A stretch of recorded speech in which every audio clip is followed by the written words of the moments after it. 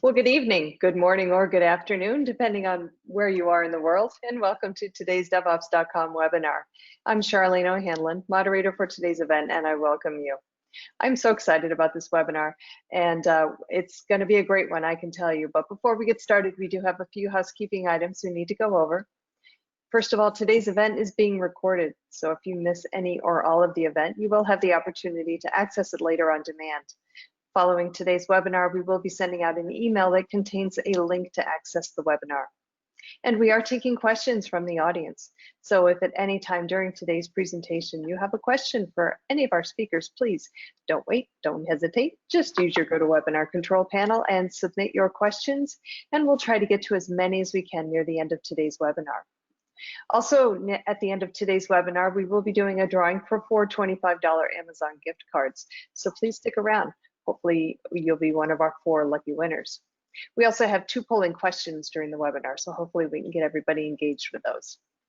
All right, with that, let's go ahead and kick off today's webinar, which is up for debate. Does microservices simplify or complicate? Our speakers today are Joe Pels, who is a Solutions Engineering Director at F5, and Sean Martz, who is Technical Solutions Architect at Nginx, which is a business unit of F5, and Mitchell Ashley, who is the CEO of Accelerated Strategies Group. Gentlemen, thank you so much for joining me today. Really appreciate it. Great to be here. Thank you, Charlie. Thank you. It's a pleasure.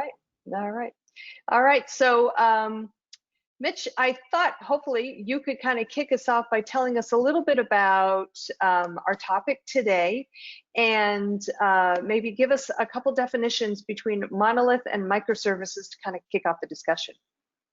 Well, I couldn't avoid, SpaceX this week with the awesome launch. I couldn't avoid a space theme, of course, with 2001 and the monolith. So Googled it. There's plenty of pictures of the monolith.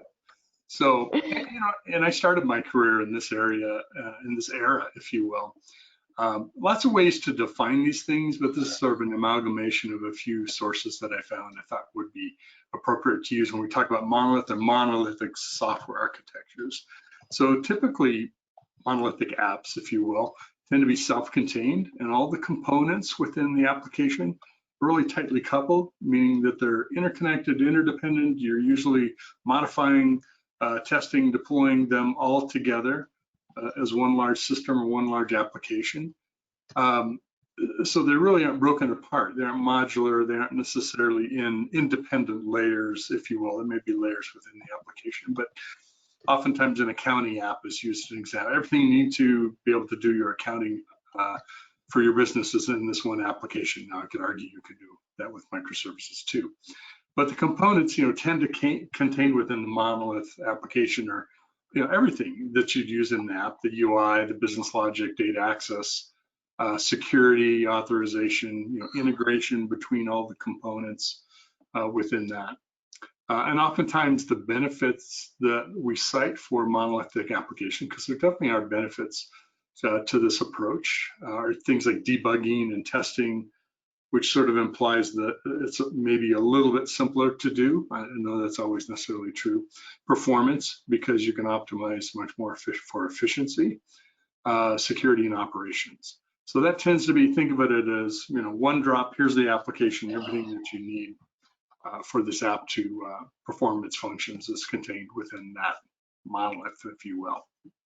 So if we go to the microservices definition, kind of using the Kubernetes, Google logo here, if you will, representing microservices, sort of the opposite approach, where things are divided into loosely coupled or created in loosely coupled services that are really self-contained, pieces of either business capabilities or services that other parts of applications would use. And usually those microservices focus on one or a small subset of functions. It's kind of the moniker of do one thing and do it really well, and then share that amongst whoever, whatever parts or whatever apps need to be able to use that. And we also typically refer to microservices as a microservices architecture, which is kind of more with that symbol on the right denotes, of kind of assembling these software applications that are assemblies or suites of independent and deployable services. Now, they can also be built in different technologies, maybe built in different languages, different runtime environments. It doesn't have to be all one kind of technology environment or technology stack. So some of the benefits that are often cited are the ability to make very quick changes because you're making it on a very small targeted level. So testing is, more focused around a specific piece of code or capability. You can automate the deployment of it. You can say, this is what I want to build. Here's all the microservices to build that. Intelligence in the endpoints. In other words, you don't have to have the whole app living everywhere. You can deploy different microservices to different parts of the network or devices that are interconnected. And of course, decentralization of control, as I was mentioning, languages, where data resides, all of that kind of thing. So, very flexible, a lot of things that you can do with it, which is really good, kind of sets up our topic for today around, are microservices make things simpler or is it more complex? So I'll turn it back to you, Charlene, for our first question. Yeah, so before we actually kick off the discussion, I do want to push out our first polling question, and it should be coming your way right now. The polling question is, what mix are your applications? So you can choose from all monolith, 80% monolith, 20% microservices, 50-50, 20% monolith, 80% microservices, or 23%, or sorry, all microservices. And we are getting a healthy mix of responses in so far. But while we're waiting for the audience to go ahead and make their responses, do want a quick reminder that we are going to be taking questions from the audience. So if at any time during the presentation, you don't have to wait. If you have a question for any of our speakers, you can use your GoToWebinar control panel at any time and submit your question. Okay, we have had a pretty healthy percentage of folks voting, so I'm going to go ahead and close the poll out and we'll take a look at the results.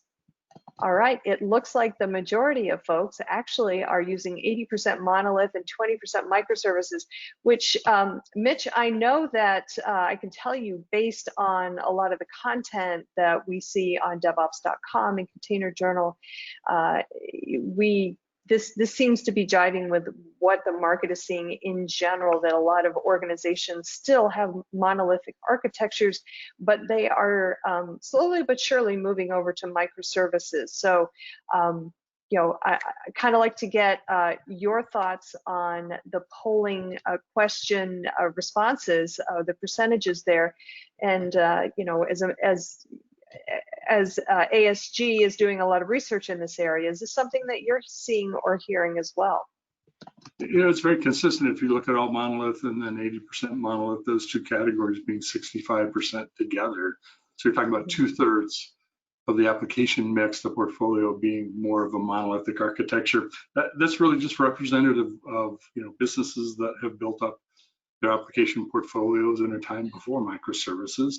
On the other hand, when you look at the 35% between 50% and all microservices, the other third are folks that are moving there. And what I thought was interesting is you're either 50-50 or you're all microservices. You tend not to be a little bit of monolith and a lot of microservices. That sends to me you're either in transition or you're greenfield, probably. Building microservices applications. I'm curious, so I'm kind of the referee here with Sean and Joe. Any comments? If you want to take this down, you can, Charlene. Any thoughts or comments, your reactions to the data here? Yeah, I guess I could start with that. I think this is pretty representative of actually what we see, what I've seen in my market, which is Japan, that there's still a lot of monolithic applications out there, especially if you are in a market where there are, companies that have been on the web, for 20 years. A lot of those older applications are still to be migrated. Whereas, a lot of people are investing in, let's build the next platform, let's build the next, app, and starting off from a microservices base. So, I do see this nice mix of both types. Yeah, I can definitely echo that. And I mean, if you look at the market and the kind of companies that have really adopted the microservices architectures, it's the likes of Netflix, who, I mean, they've been around for a long time, but the technology really evolved to suit what they delivered to their consumers very effectively. So their adoption of microservices was relatively painless in comparison to those, in the financial services. They can really struggle because they have massive amounts of data that they have retained for years and systems that they've been implementing for a very long time. So it does become a little bit more of a challenge for them. Good. All right. Yeah, let's jump to our first question there for these two gentlemen. Yeah, so unfortunately, for some reason, my screen has frozen and I can't get to my next question, but we're going to keep working on that. But I do want to kind of throw it out to you guys as I try to unstick my slide deck here. But one of the things that we've covered a lot in the on the sites is the decision whether to move from monolith to microservices. And so I guess the first question that I want to just throw out to you guys is, what types of organizations are the ones who kind of stick more with the monolithic applications? And then, to that same notion, are there certain companies that are, maybe moving faster to microservices? Go for it, Sean. From my perspective, yeah, I'll do it. So from my perspective, I find that we find a lot of companies that have a lot of legacy applications and so on in their mix.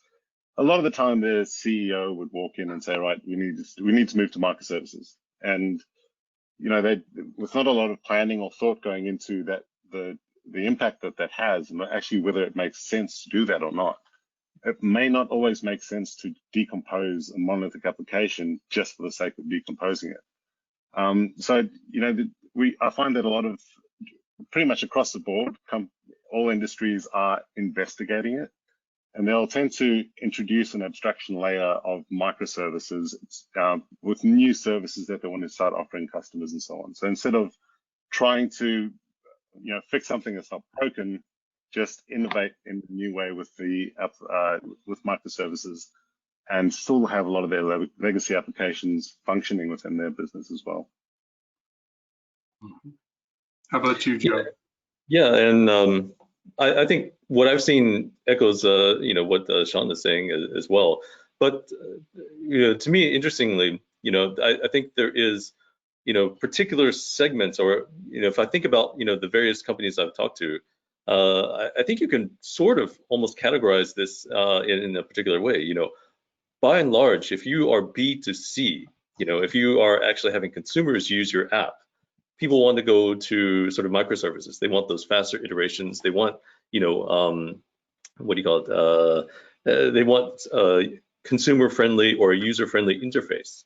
Whereas B2B stuff, things like manufacturers, where they're doing things like supply chain, there's so many corner cases that they've built up over 20, 30 years of, okay, when this part supplier has to, supply this particular part, we need to make sure that we're still able to take that order or to put that order in the system.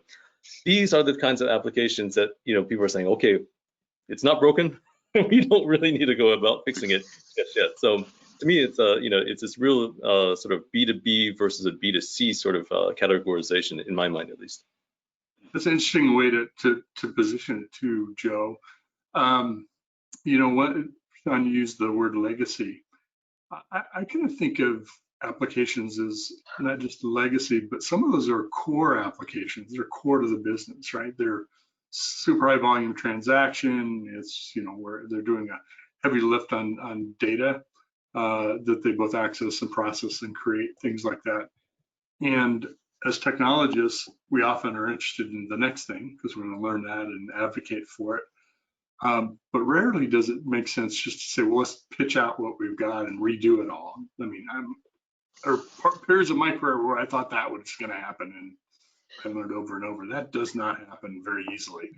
It's pretty targeted and selective when people say, well, maybe we do want to use some microservices in these areas and in these new applications, consistent with your experience.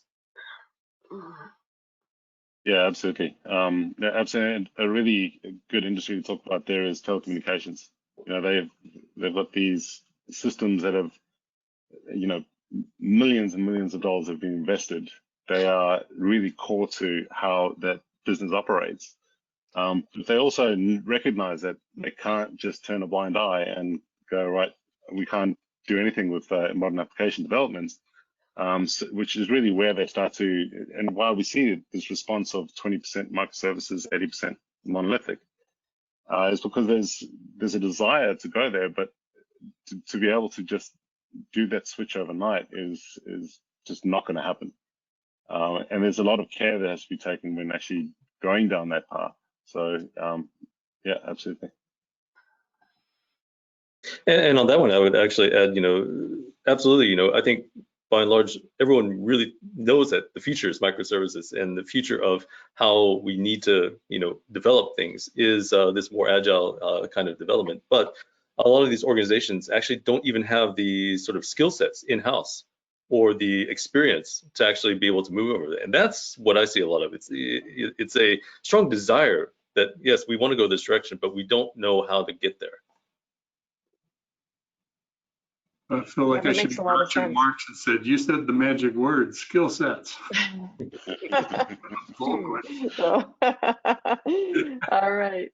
All right. So why don't we go ahead and move on? I want to make sure that we are hitting all of the high points here with the webinar. So let's go ahead and move on to our next question here, which is, what are the pros and cons of monolith and microservice architectures?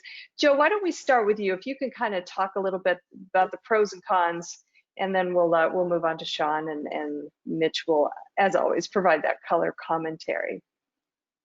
Yeah, sure. So this to me is actually interesting. I've been working with applications for the past 20 years, and one of the things I like to see, or as an engineer at my core, I like to see these big network diagrams where everything's interconnected. You say you lose this link here, and it's going to reroute around it and everything like that. And to me, that is what I have in mind when I think of a monolithic web or network operated application. It's this concept of, you can engineer it to be, 5 nines of reliability. You can really, try to think of all the sort of corner cases that, that might make the application fail, and sort of engineer, ways to prevent that, or ways to mitigate that as fast as possible. So to me, the monolithic architecture, the benefits of it is because it's a monolithic, it's a lot more predictable in how it behaves on the network. That it's going to take connections in over, say HTTP coming in on a certain port. It's going to be routed over this network here, and then so you can sort of identify quickly, okay, where are the sort of potential failure points? If it's if it's this top of rack switch, we know we've got redundant links to do that. If it's the server itself, we know we've got everything is being mirrored over to a server in the next rack over, and that can fail over in a few tenths of a second. It's all this predictability that you get from a monolithic architecture that I think is still one of the really benefits and strong points of these sort of core applications, and that's why they're still being used in a lot of these core applications. So Sean, what are the benefits of a microservices architecture then? Yeah, look, I mean, my background has always been in collaboration, and I think my second job in IT was managing audio conference bridges. And one of our biggest challenges was identifying the kind of capacity that we're going to have, because we had no idea what number of connections we were going to require on any given day. And particularly when the disasters occurred, when there was this tsunami quite a few years back, we didn't have capacity to help with that, with that disaster. And the real negative aspect of bringing additional hardware in to actually manage that application is that, okay, so it's going to sit there stale for such a long time. So you have this, you're making a large investment into something that you don't necessarily are going to have the high volume traffic the majority of the time. So it makes it a bit challenging to understand capacity and also plan for the future. And we've seen this with COVID as well. You know, we've seen a lot of companies move to the cloud to you know, go off premise and have a lot of challenges with capacity. So it's you know, there's a lot of advantage into introducing microservices because you have the ability to actually scale up and down relatively flexibly, and then also you know, fall back to the cloud providers or start off with the cloud providers and have you know, additional compute in your data centers. So it makes it a little bit more dynamic in nature when you are planning for capacity because you don't necessarily have to have that initial investment. Makes a lot of sense. Mitch, any thoughts there? Yeah, Sean speaks really well to the sort of dynamic nature of applications and where they can be geographically, where they can be in terms of consuming resources or needing more resources to handle peak spikes, you know, changes for unexpected conditions. And of course, monolithic applications can do that, but it tends to be more of a, you need it there well ahead of time because you're not moving a whole application, you know, across a network. So that tends to take that investment that you're talking about, Sean. I think there's another aspect of this too. I don't know if I agree with this or not. I'm interested in both of your perspectives. Some people say that monolithic, the design is simpler, it's more straightforward, easier to operate. I think probably because it's there on paper, it's all the dots are connected, all the boxes have lines between them, and you know what it's going to look like. Versus in a microservices architecture, it's going to use what it needs to use. If it needs, you know, 5 authentication containers, it'll spin up 4 more, and it'll spin it down when it doesn't need it. You don't know that ahead of time, or you can at least sort of give it some parameters to operate within, and that makes it a little more uncertain as to sort of what is it doing, what's it need. Is it behaving the way it should be under these conditions? What are your gentlemen's thoughts? I'll go to you first, Joe. Yeah, you're absolutely right. The monolithic architecture, because the lines are all connected and everything, you know, it feels like it's more understandable. You know, okay, here's a server here, it's connected to the network here, I'm going to have traffic going this way and things like that. But as a counterpoint to that, you know, there are a lot of things that are really, you know, hard to understand, even in a monolithic architecture. One of the things that that was common, especially in the up until 5-10 years ago in monolithic architecture, was the concept of state. Now, you know, most applications are restful, and the state is maintained, you know, at the client per se. But you know, back in the early days of monolithic, it's the server that stores state, and understanding where that state was in an application that was running at the time is actually, you know, quite a different. It gets the problem off this network where you have the lines going, and it's somewhere in this in a server, but you're not sure exactly what the current state is. And so there can be some complexities in a monolithic architecture. And I think a lot of that, you know, how does that end up showing up in the real world is, you know, well, actually, to Sean's point, actually, monolithic architectures are really not good at things like capacity spikes. So what I used to see a lot of people doing on the monolithic side is you engineer the server so that you say, we put a maximum, a limit on how many connections this server will take. And if it goes above that, we send it to the next server. You know, so we tried to, what do you call it, bound the problem by doing things like this. And that, by nature, I think reduces some of the complexity. But then again, it's there's still some things that can go wrong, and you have no idea why it happened, even in a monolithic architecture. All right, great. So just a quick time check. We're about 25 minutes past the hour so far. We are well into our conversation now. Let's go ahead and move on to the next question, which is a polling question. So it's our second polling question. We're going to go ahead and put it up on your screen, and hopefully my screen won't freeze up again. But here's the next polling question. It is, what skill sets are required in application development today? Select one of the following: Agile, Lean, DevOps, automated testing, or CI/CD. Go ahead and make your choice. And while the audience is making its choice, just another quick reminder that we are going to be doing a question and answer period. So if you have a question for any of our speakers, please go ahead and use your GoToWebinar control panel. As I've said before, you do not have to wait until we get to that question and answer period. You can submit your question at any time. Also, a quick reminder that today's event is being recorded. So if you have any inclination to watch it again, or if you miss any or all of the event, you will have the opportunity to access it on demand. Okay, we are doing great with our voting. So why don't we go ahead and close out the poll and take a look at the results now.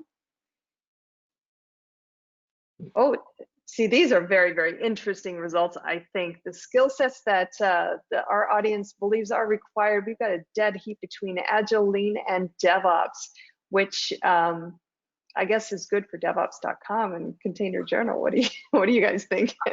We're in the right business, right? I'm curious about what you think about the automated testing at 9%. Yeah, that's I thought that would have been higher.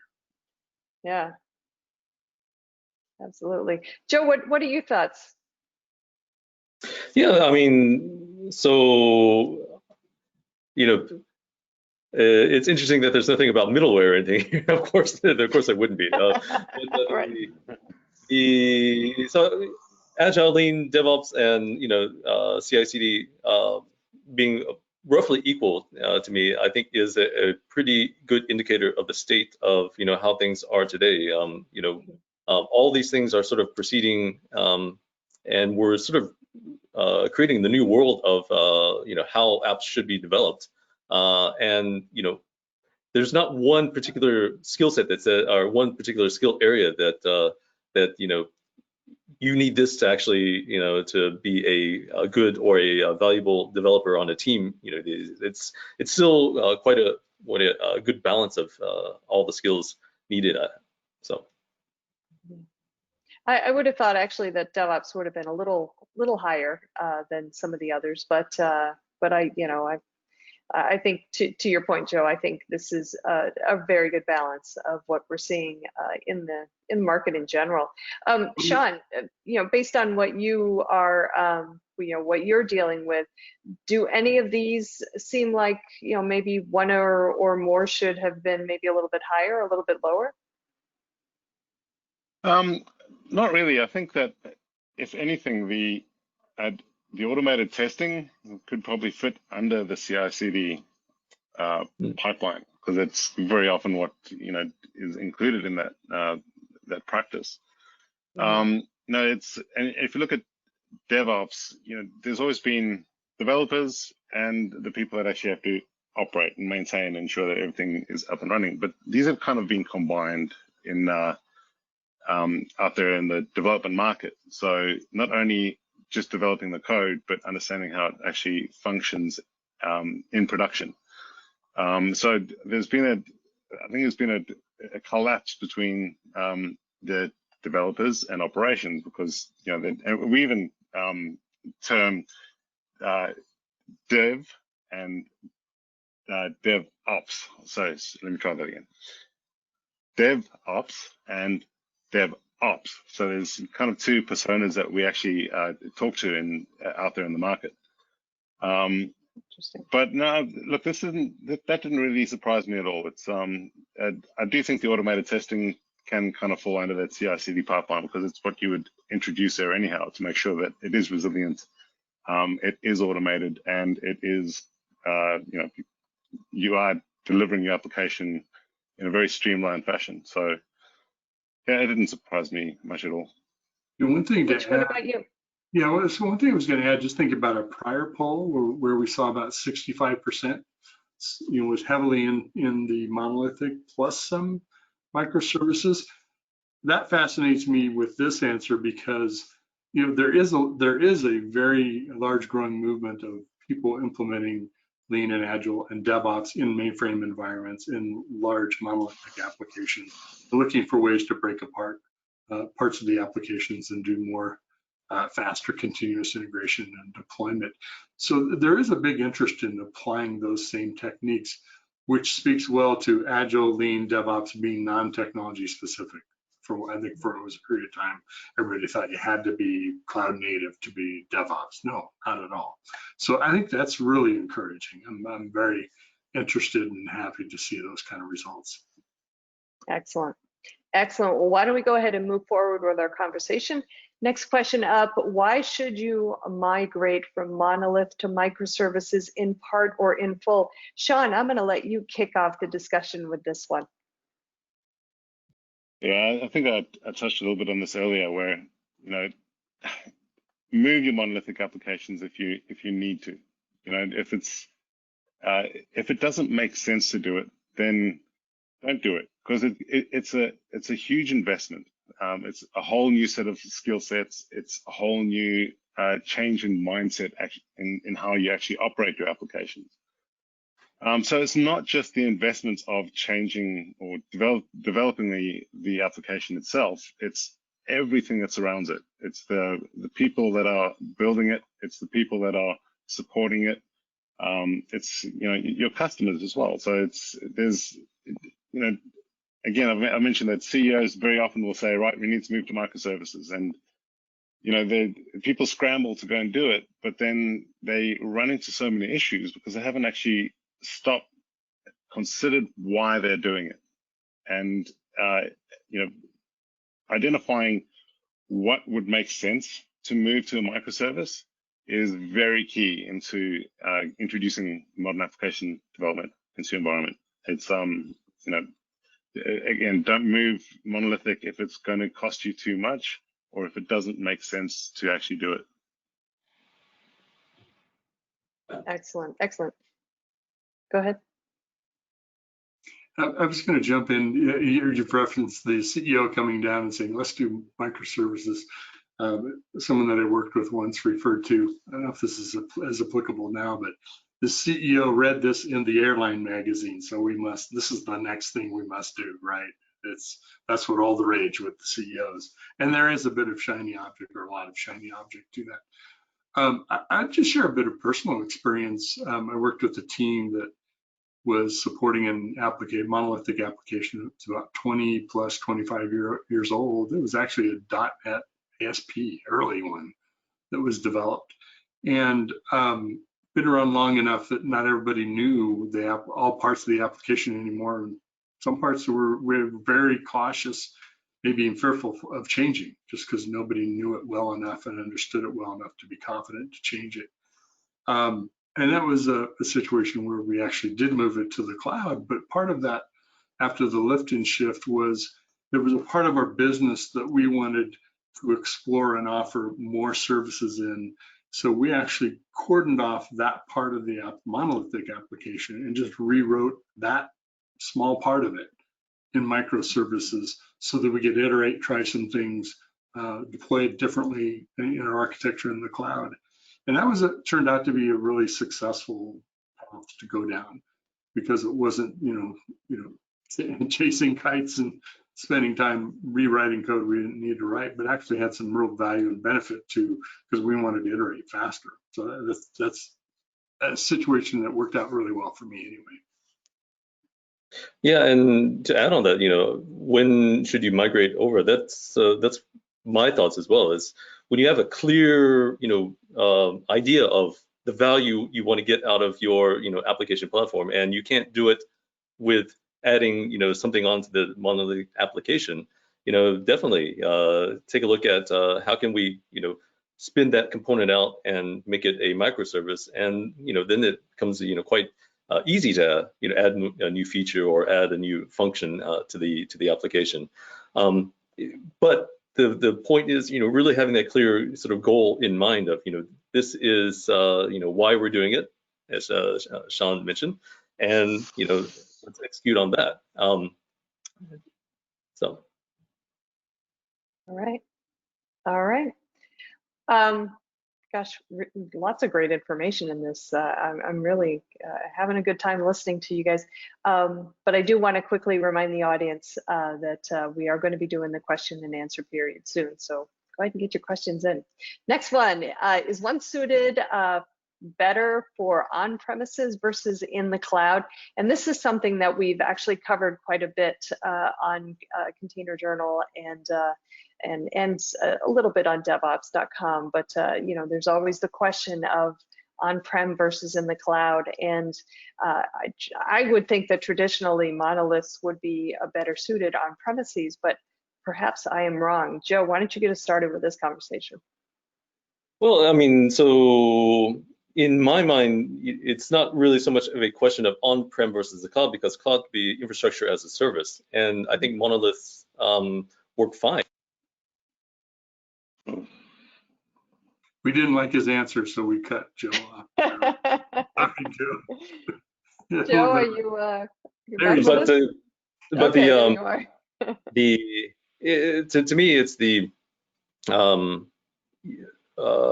better suited. So so a monolithic application, put it on-prem, it's more the architecture and the operation model, I think, in that regard. It's are you still operating it as a bunch of servers connected to the network that you monitor using traditional network monitoring tools and do that. If it's that kind of application, it's more suited towards a sort of on-premise cloud or a sort of public cloud that you're using as a infrastructure as a service. To me, the operating model, changing the operating model to something more agile and something more dynamic actually goes hand in hand with switching out from a monolithic into a more microservice type architecture. Sean, what are your thoughts there? Is it, do you equate, microservices with cloud and monolith versus with on-prem, or is it, to Joe's point, more about the kind of the infrastructure and the application? Yeah, look, me personally, I think, I just look at my history of, in data centers at the office. Cabling servers and putting them all together. That was, quite a standard, practice in a lot of organizations. But then the likes of Equinix and these massive data centers came into play, and everyone started moving their stuff to, these data centers because they had the resiliency, they had the backup power, they had the security and all those components that you would pay for to make sure that your servers were actually secure. And although that still remained on-prem, you were really just using someone else's data center. And it's the same with the cloud. There's this great meme that has been going around for years where it says, there's no such thing as a cloud, it's just someone else's computer. Okay. Which is it's still applicable. You have just moved your software and you're just not worrying about hardware anymore. You're literally moving the application, operating systems, everything somewhere else so that you don't have to worry about the maintenance and so on. But one thing I do see a lot of companies doing, which I find, a few years later they kind of regret, is they'll pick one cloud provider and go, right, everything is going to be native to that provider. Then all of a sudden a government regulation comes out and says, no, you need to have multi-cloud strategies. So all the work that you had done has to be unraveled, re-architected to suit different cloud providers, which is really where the likes of Kubernetes and your service mesh stories and so on, the fact that it is very agnostic as to where you're actually hosting it is really what makes it so attractive. Because and we still see customers today that used to be in the cloud and now have gone, no, we brought everything back on premise. So it's, at the end of the day, it's not really suited one or the other. The only real benefit that you're going to get from going to the cloud is that you can scale infinitely. Well, infinitely, but you can scale a lot easier than actually hosting it on premises. So you start having that capacity issue again that we spoke about earlier with the on-premises approach. All right.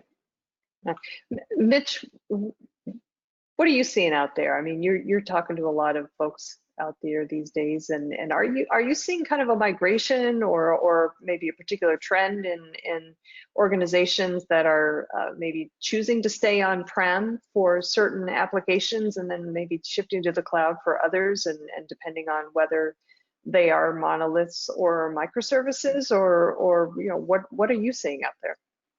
Well, like happens in our industry over and over, is we have this pendulum that sort of swings, and we always think it's going to swing really hard to one side and stay there, right? So, okay, now everything's going to the cloud, so it must be in the cloud, must be microservices, etc.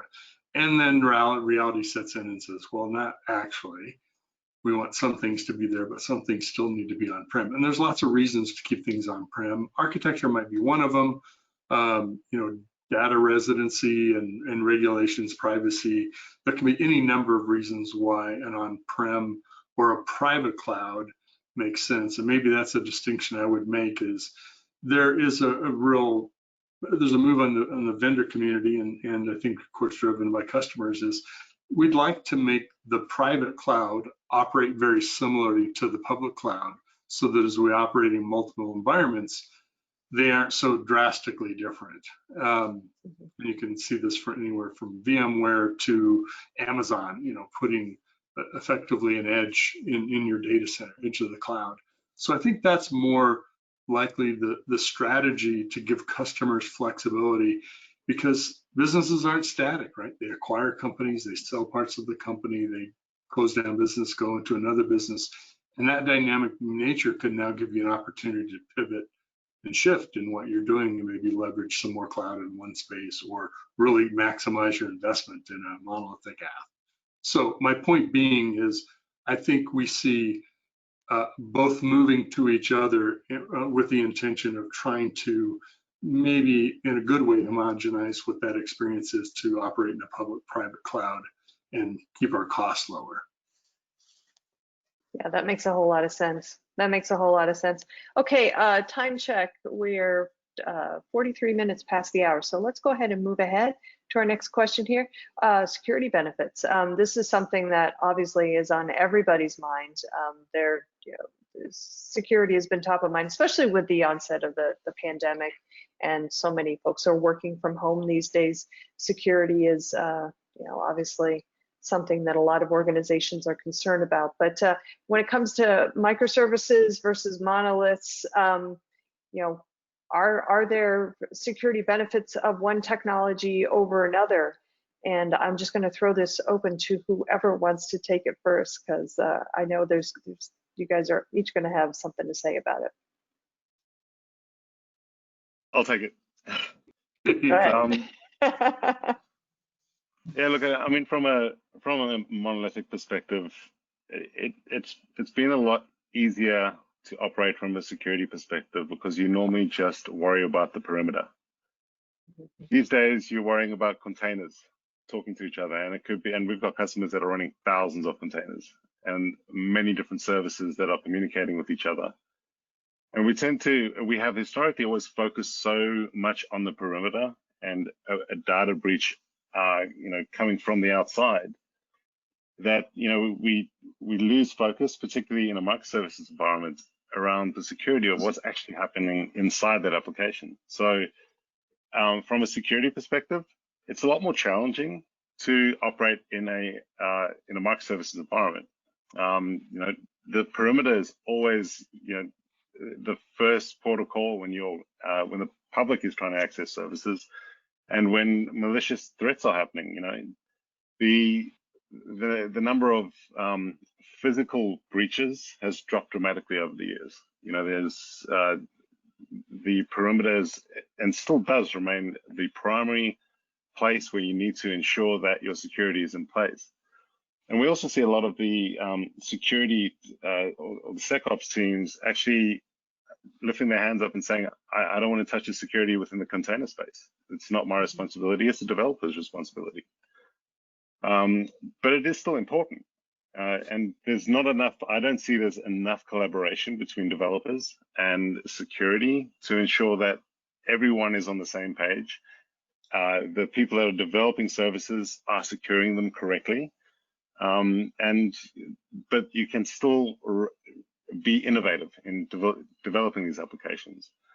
It's getting better, and particularly with the acquisition of Nginx with F5, we've always been talking to different teams. Nginx has always been talking to the developers. We've always had the same customers, and F5 has always been talking to the security and the network teams. Now that we've actually had this sort of merger between the two personas that we talk to, there's a lot more collaboration that we're seeing, well, definitely in Australia, around security and ensuring that the containers are secure as well. But both sides of the coin, I mean, security historically has been a little bit less complicated. It's getting a lot more complicated with microservices, but it is very important. Yeah, and to add on that, I think Sean is absolutely right. The traditional security, traditional monolithic sort of application operating model, security is mostly in the perimeter. There's a lot of, a long history of securing the perimeter. People know how to do that roughly. It's very predictable.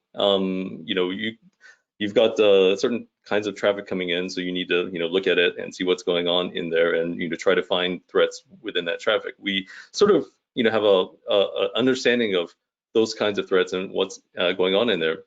But on the other hand, I think that predictability is sort of something a risk factor, because people that are trying to breach security, rely on, people doing, the security teams doing the predictable thing and having a certain kind of security and looking at certain kind of traffic. So the, people who are trying to breach a system will be looking at the weak points or the places that there's complexity that, either there's no security team, looking at all, like container security perhaps in a lot of organizations, or they're, where they think that, the complexity will yield more, sort of places that they can, find a weakness.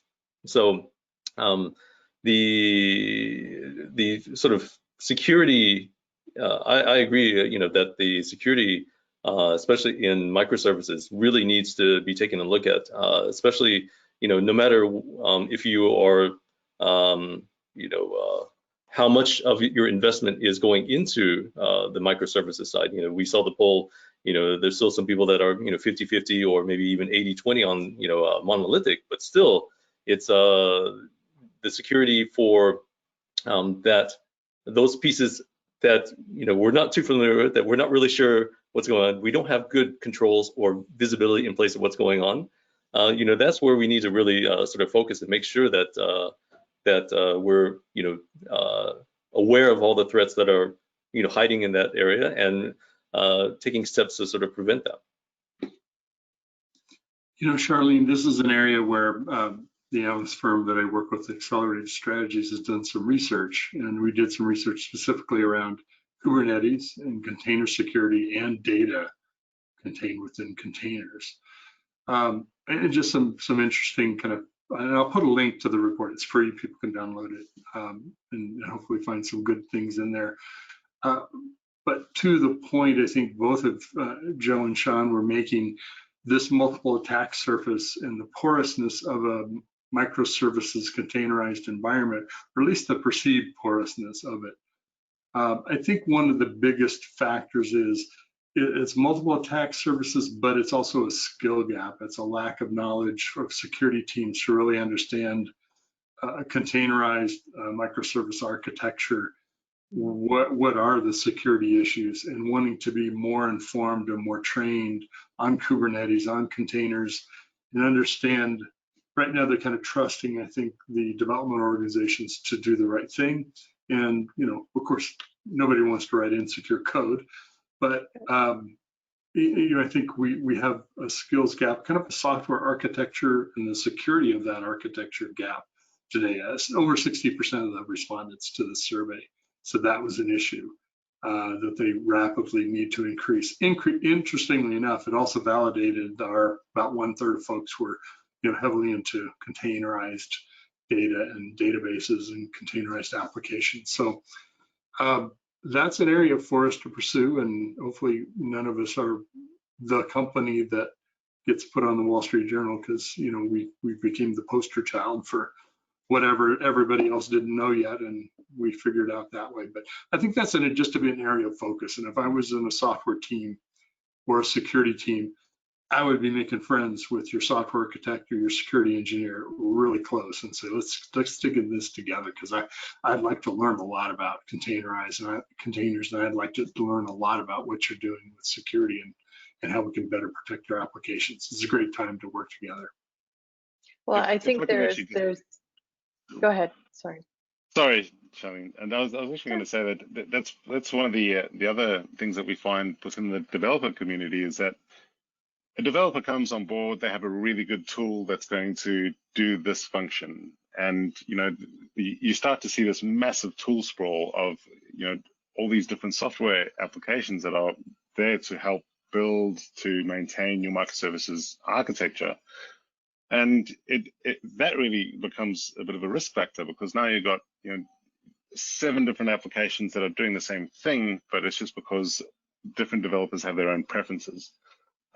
Which also introduces that huge security risk, because you don't really have a clear understanding as to what CVEs are out there for particular types of software, and it becomes a bit of a nightmare to maintain as well.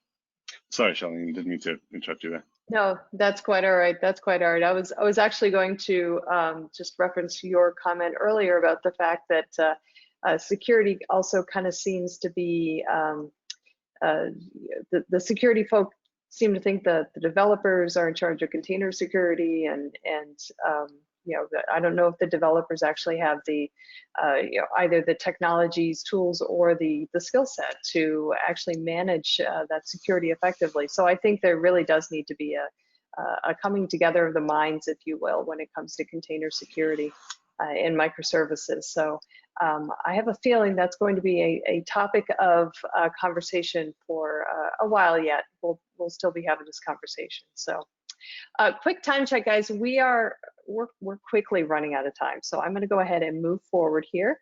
And I think this is the last question, which is, what can we learn from each that could benefit the other? So I guess this is our kumbaya moments, guys. So I'm not sure who wants to start the conversation with this one, but I know at the end of the day, we can have a meeting of the minds here. So Joe, why don't we just go? I'll take that. To me, what we can learn from the DevOps and the modern application design and architectures is really this concept of being able to scale reliably, and being able to perform. Oh, Joe, I think we lost your microphone again. Poor Joe. Poor Joe.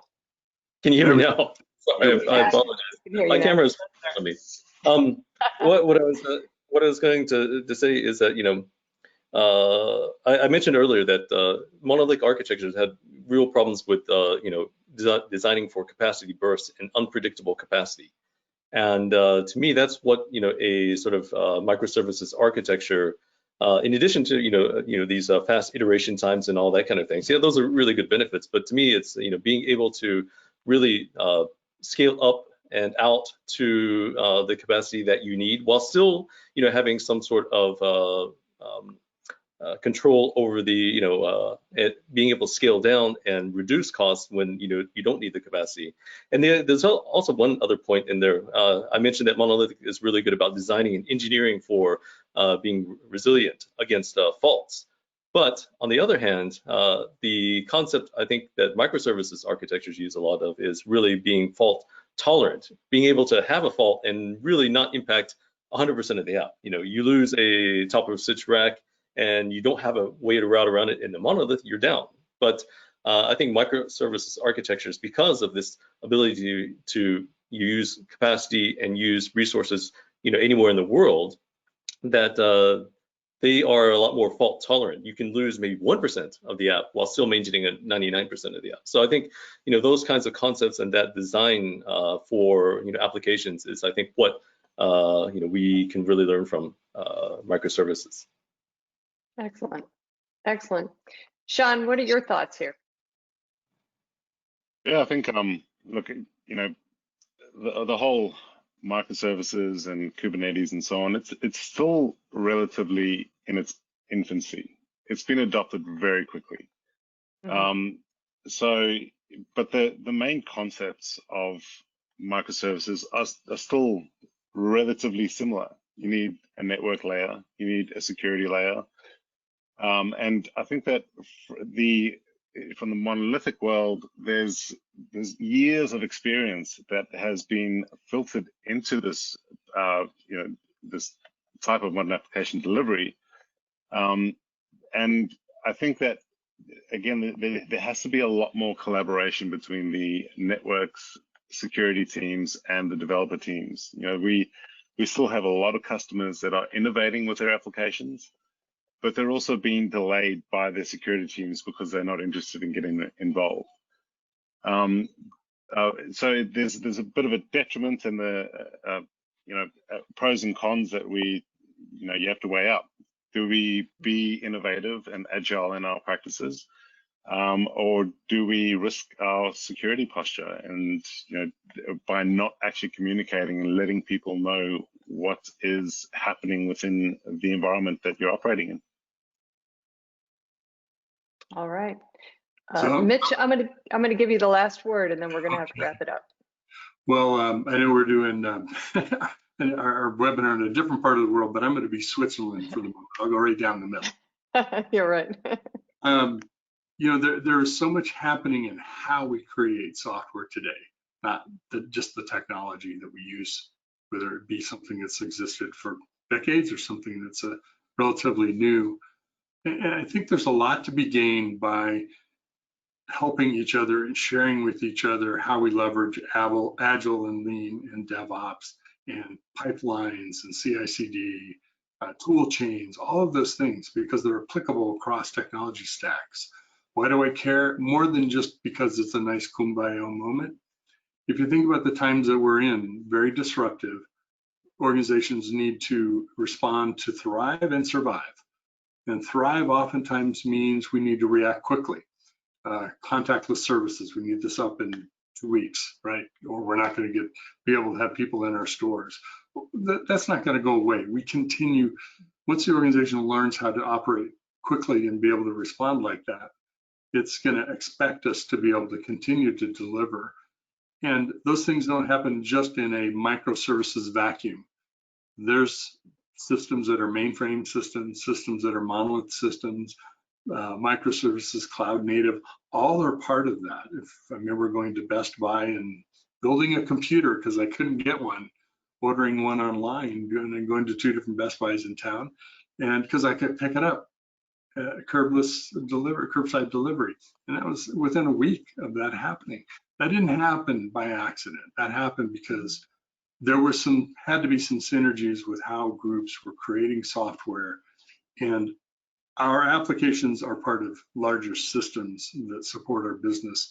So the more that Joe can share with Sean how to maybe build more resilience and reliability and security into a microservices world, and Sean can share more with Joe about, okay, here's how you can start to break this into some services, maybe quasi microservices, and take it from there and get some benefits of being able to release in a quicker pace. I think that's ultimately the real benefit of where we're all going, and I hope we'll get there together. Kumbaya.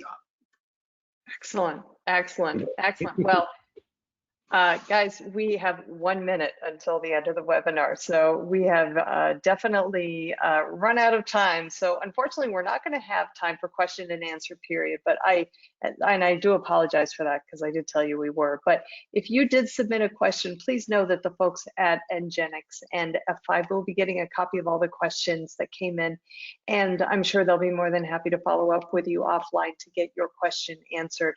A quick reminder also that today's event has been recorded.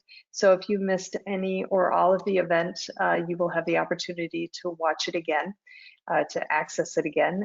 We will be sending out an email that contains a link to access the webinar on demand. The webinar is also going to be living on the devops.com website, so you can always go look for it there. Just go to devops.com/webinars and look in the on-demand section, and it should be right there waiting for you. Before we close things out, we did say we'd be doing a drawing for 4 $25 Amazon gift cards. So without further ado, let's go ahead and do that real quick. Our first winner today is Ben W. Congratulations, Ben. Second winner today is Dave R. Congratulations, Dave. Third winner today is Robin M. Congratulations, Robin. And final winner today is Stefan W. Congratulations, Stefan. We'll be following up with all 4 of you via email to get your Amazon gift card over to you, so please check your inbox. Joe, Sean, Mitch, thank you all so much for such a great conversation. I look forward to the next one of these webinars that we're going to be having, and for more great conversations and great insight from all 3 of you. So thank you so much for your time, for your expertise. Very, very much appreciated. You're welcome. Thank you. I also want to thank the audience for joining me today. This is Charlene O'Hanlon, and I'm signing off. Have a great day, everybody, and please stay safe.